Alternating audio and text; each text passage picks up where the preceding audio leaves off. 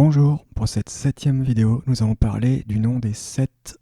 Non, c'est pas les 7 nains, c'est pas non plus ces 7 nains-là, désolé. Mais nous allons parler du nom des 7 notes de musique. C'est parti!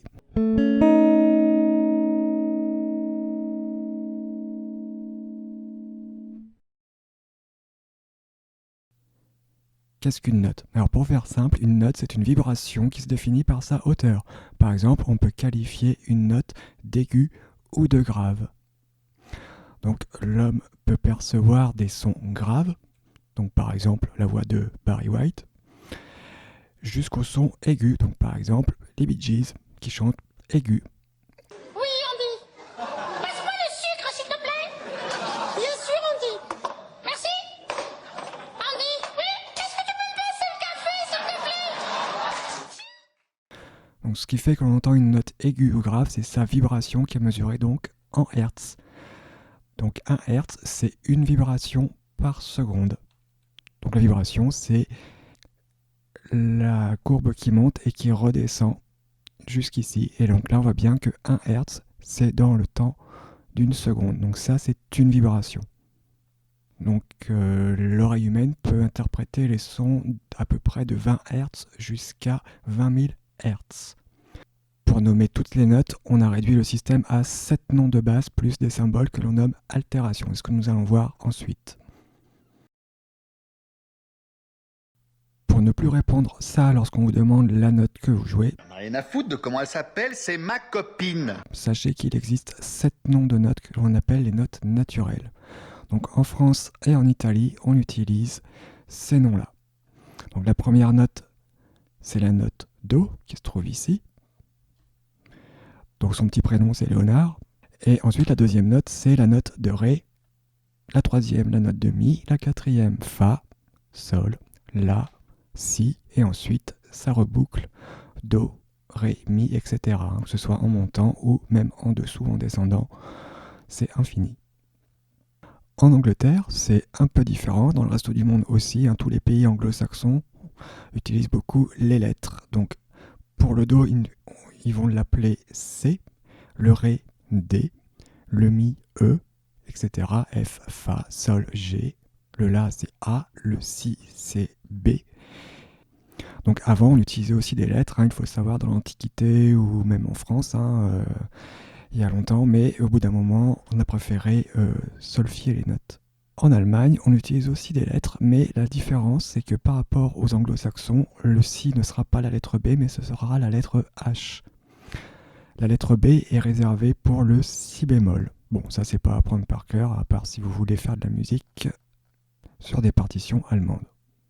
Il existe d'autres notations, mais je n'aborde pas ça dans cette vidéo, ça serait beaucoup trop long. On se concentre sur ce qui nous intéresse pour la guitare. L'espacement entre les notes. Donc dans notre système occidental actuel, depuis environ 1750 à peu près, plus ou moins, nous utilisons donc le demi-ton comme écart constant et minimum entre chaque note. Il faut savoir que dans d'autres pays comme les pays du Maghreb ou l'Inde, ils utilisent des quarts de ton. Nous utilisons donc des demi-tons, ce qui est 2 fois plus grand qu'un quart de ton. Donc on ne s'occupe pas des quarts de ton ici.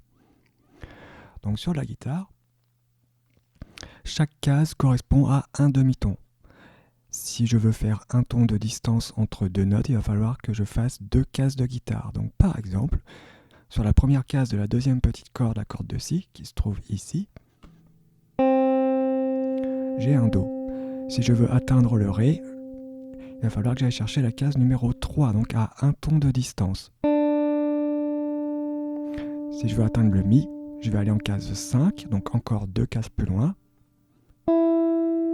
Le Fa est juste à côté, case 6, et je peux continuer, case 8, le Sol, case 10, le La, case 12, le Si, et case 13, je retrouve le Do plus aigu, le Do à l'octave.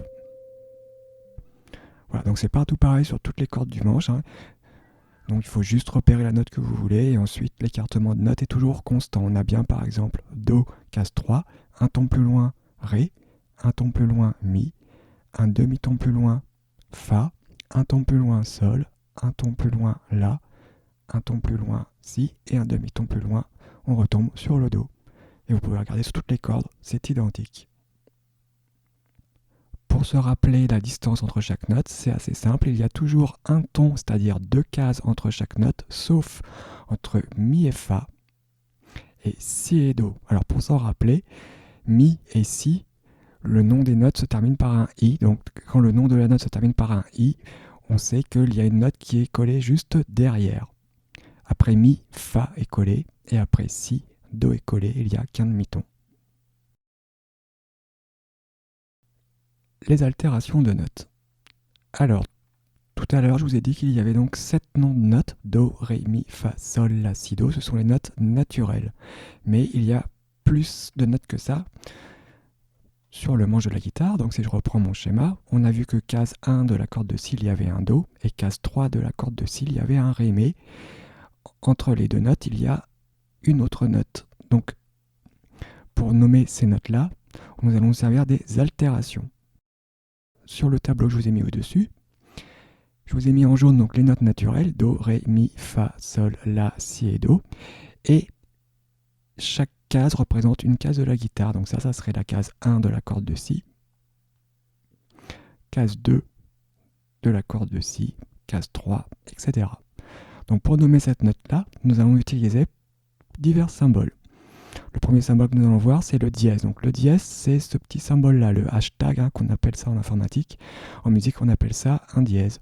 Donc le dièse, son rôle, c'est d'augmenter la note d'un demi-ton. Donc sur le schéma que je vous ai mis, on voit qu'entre chaque case, il y a bien un demi-ton. C'est les espacements que je vous ai mis ici. À chaque fois que vous montez une case sur votre guitare ou que vous descendez une case, c'est un demi-ton. Donc si en case 1, j'ai un Do, en case 2, je peux avoir un Do dièse. Donc cette case-là, la case 2, c'est un Do dièse. Ensuite, case 3, je vais tomber sur le Ré. Case 4, je vais avoir un Ré dièse. Case 5, un Mi. Case 6, un Fa. Case 7, un Fa dièse, etc. Et vous pouvez remarquer qu'il n'y a pas de Mi dièse, entre guillemets, dans les notes naturelles. Mais ça existe quand même. Dans certaines gammes, on peut avoir un Mi dièse à la place du Fa. Et pareil pour le Si. Donc si on regarde bien, on a bien Do dièse, Ré dièse, Mi dièse, Fa dièse, Sol dièse, La dièse, Si dièse. Donc toutes les notes peuvent être diésées. A l'inverse, on peut avoir aussi des bémols. Alors le bémol, lui, son rôle, c'est d'enlever un demi-ton à la note. Donc je vois que si je prends le Ré, case 3 de ma corde de Si, si je vais en case 2, je peux nommer cette note-là Ré bémol. Donc le bémol, c'est le contraire du dièse. Donc vous allez me dire, oui, mais pourquoi on appelle une Do dièse et une Ré bémol? Eh bien en fait, ça dépend de la gamme dans laquelle on est. Soit on aura des notes avec des dièses, soit des notes avec des bémols. Il faut savoir que sur une guitare, un Do dièse est égal à un Ré bémol lorsqu'on joue au niveau de la case, pas au niveau de la théorie par contre. Ça dépend aussi des mouvements que l'on fait dans la musique. Bon, on va pas rentrer trop dans les détails non plus.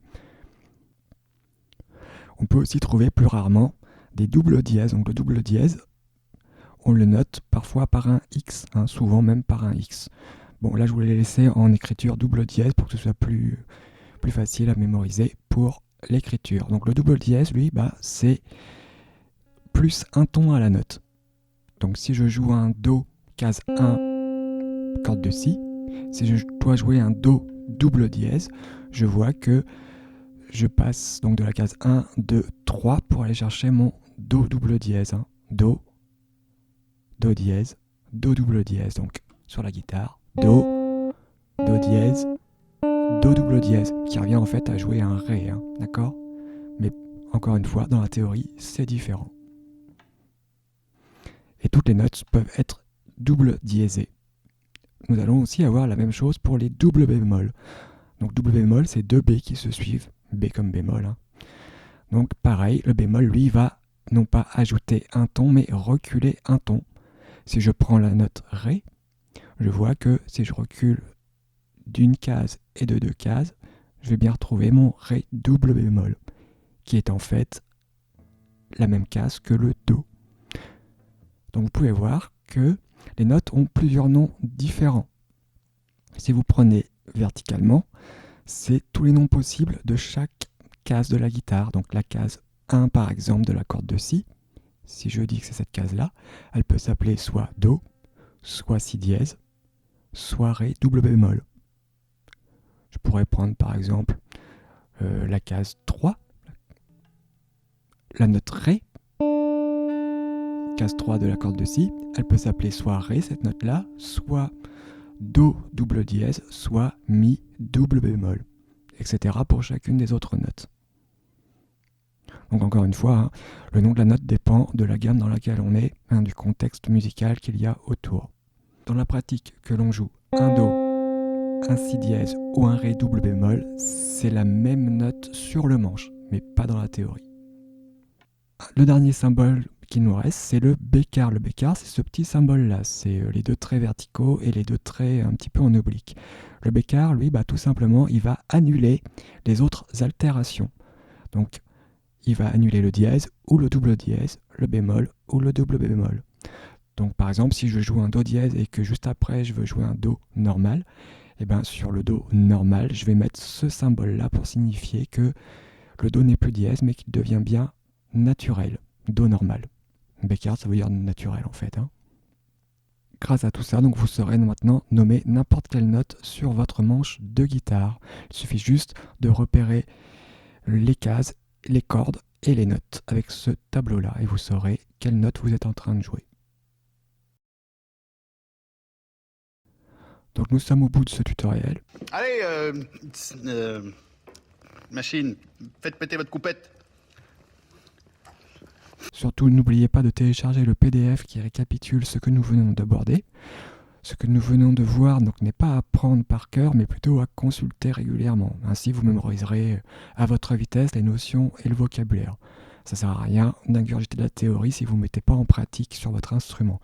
Le but, c'est vraiment d'aider à la pratique de l'instrument et pas juste avoir des connaissances théoriques. Si vous avez des questions, n'hésitez pas à les poser dans les commentaires sous la vidéo. Si vous avez aimé ce petit tutoriel, n'hésitez pas à me le notifier avec un like.